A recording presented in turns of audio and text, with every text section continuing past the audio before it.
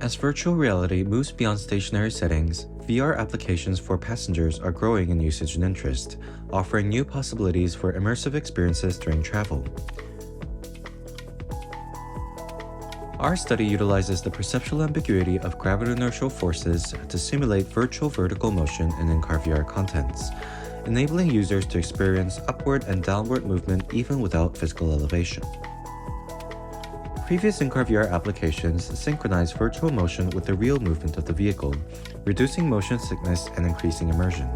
However, because of its dependence on vehicle motion, this approach limits most virtual experiences to the horizontal plane. Instead of focusing on synchronized motion, we interpret the motion of the vehicle as gravity-inertial forces.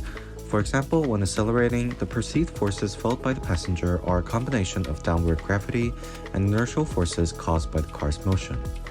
However, if we visually tilt the passenger backwards, the direction of combined forces also rotate to point downwards, so that the physical sensation of acceleration is retargeted to the virtual perception of gravity. Thus, our method translates forward acceleration of the real vehicle into vertical pitch rotation within the virtual environment.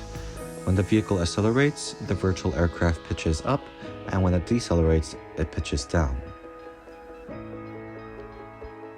We conducted a two-stage user study to evaluate our approach to simulating vertical motion.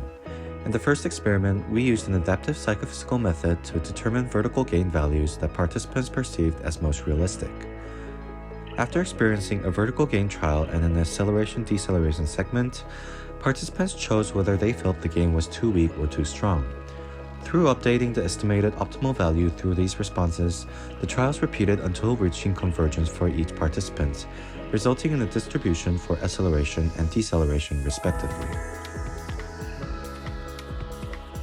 In the second experiment, we examined the application of vertical motion in a realistic on-road flight simulation. We tested a baseline condition with no vertical motion and a synchronous condition where vertical motion was applied independent of the vehicle, and two vertical gain conditions with theoretically valid and empirically optimal gain respectively.